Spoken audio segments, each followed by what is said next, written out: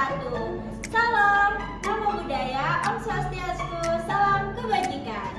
Bertemu lagi sama kita. Hari ini kelompok 3 akan mempresentasikan mengenai anatomi fonasi. Buat teman-teman, kita belajar bareng-bareng yuk. Sebelumnya, aku mau kenalin anggota kelompok aku dulu.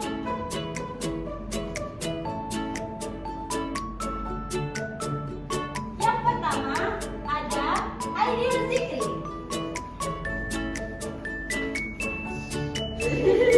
Yang kedua ada Ayu Chandra Sari Dia Supriyanto. Hai guys. Yang ketiga ada Diana Kaisa.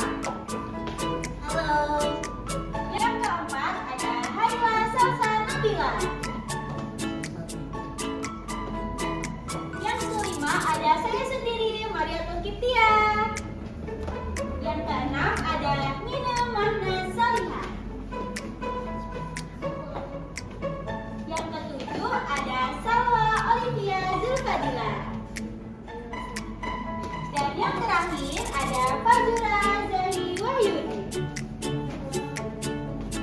Nah, itu dia tadi perkenalan dari anggota kelompok 3. Selanjutnya kami mau jelasin apa itu anatomi fonasi yang akan disampaikan oleh rekan kita yaitu Fazura. Silakan Fazura. Sebelumnya terima kasih untuk moderator. Saya akan menjelaskan tentang apa itu fonasi.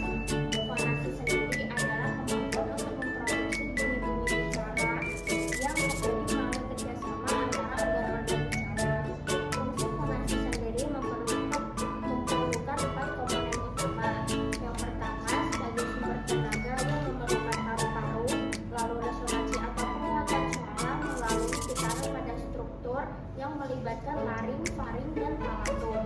Lalu yang ketiga ada fonasi atau penghasilan suara yang melibatkan pita suara, dan yang terakhir ada artikulasi atau modifikasi suara yang melibatkan interaksi kompleks antara bibir, gigi, lidah, langit-langit, dan laring. Oke, itu tadi apa itu anatomi. Disimak ya, jangan sampai nggak disimak. Selanjutnya kita mau belajar tentang bagaimana fonasi itu, prosesnya, dan juga otot-otot dan organnya yang akan disampaikan oleh Diana Kaisa. Silakan Diana. Selanjutnya ada paru-paru. Fonasi atau produksi suara bergantung pada proses respirasi sebagai sumber daya tenaga utama. Ketika berbicara, pembicara menggunakan kombinasi aktivitas otot diafragma dan otot toraks untuk bernafas. Kontraksi diafragma dianggap metode yang paling efisien untuk pernafasan saat bicara. Itu merupakan rangka dan otot dari tusuk. Yang pertama adalah sternum, central tendon, diafragma, dan labrum. Yang keempat ada sigmoid process.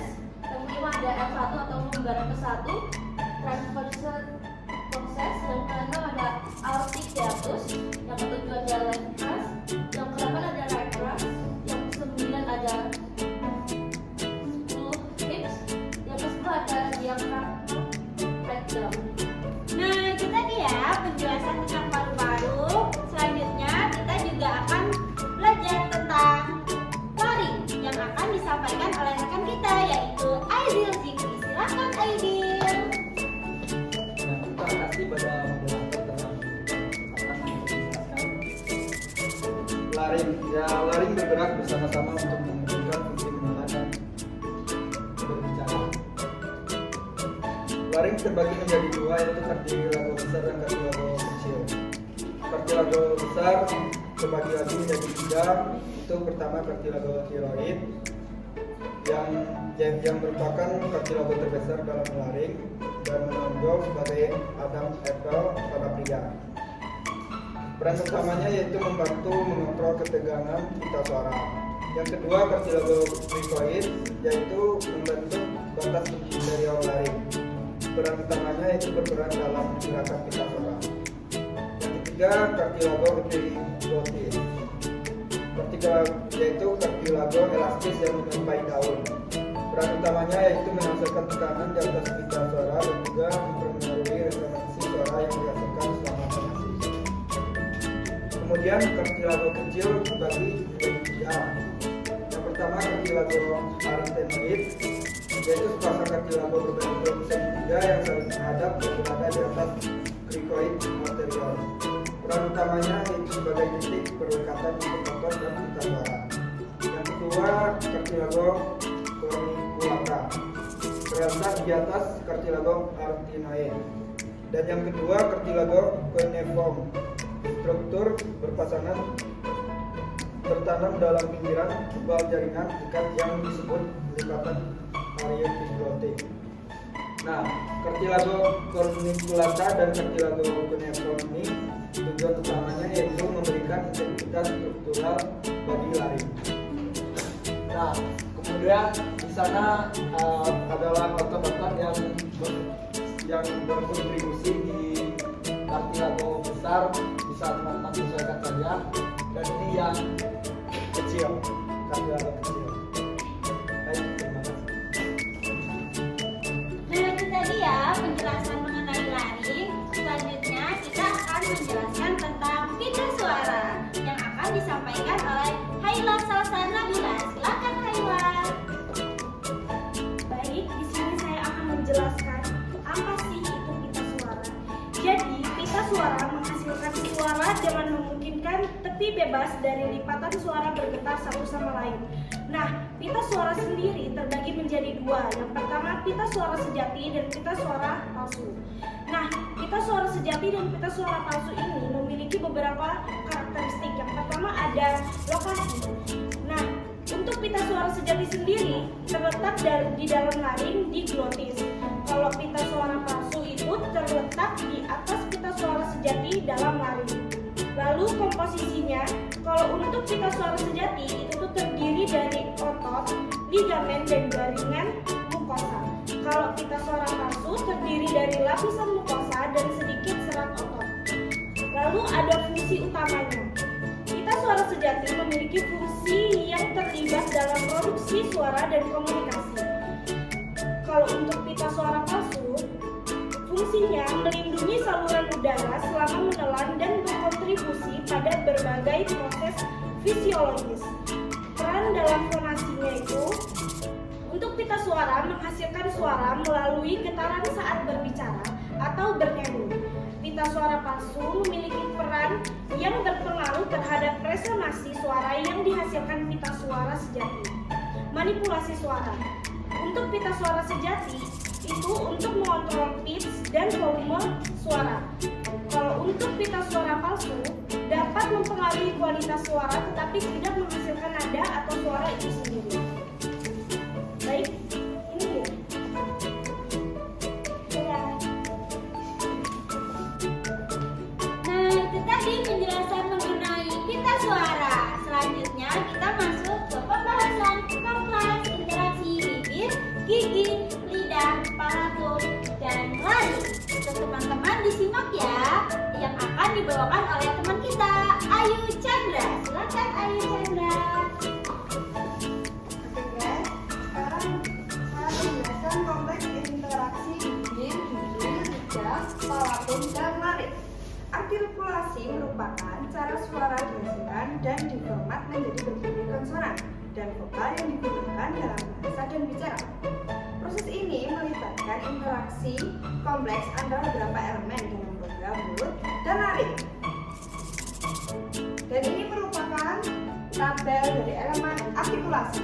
Yang pertama ada bibir, yaitu menghentikan atau mengubah aliran udara dengan menutup atau membuka bibir. Yang selanjutnya ada gigi yang mengatur aliran udara dengan mendekatkan atau menjauhkan gigi.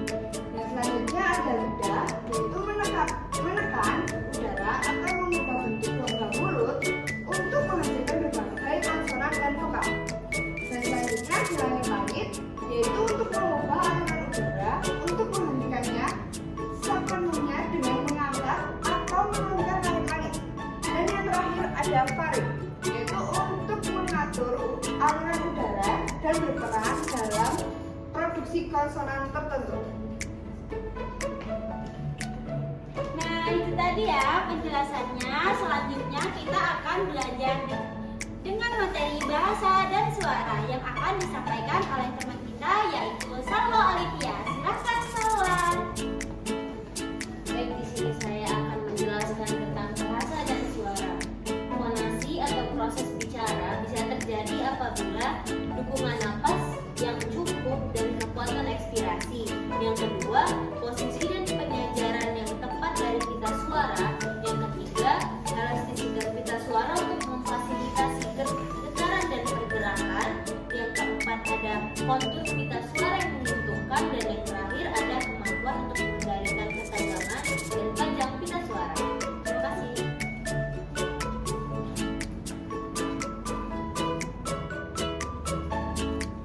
Psikologi fonasi didasari oleh dua teori utama.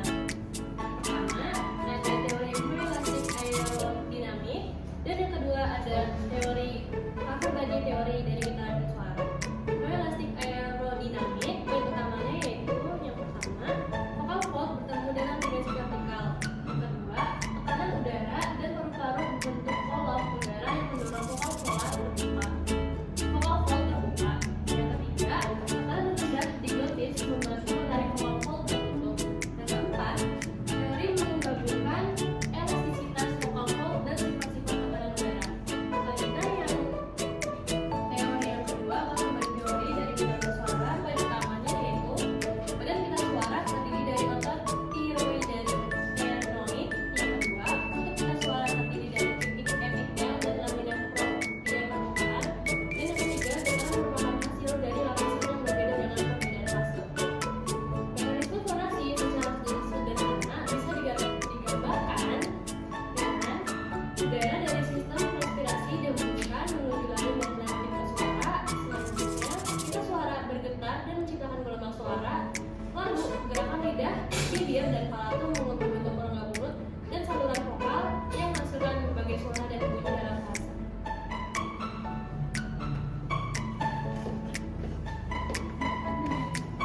Nah, itu tadi ya penjelasan dari anatomi fonasi. Untuk teman-teman, kami mengucapkan terima kasih karena sudah menonton video kami dan juga dimohon untuk mengambil positif dari video-video kami. Saya mewakili teman-teman saya mengucapkan terima kasih dan sampai jumpa.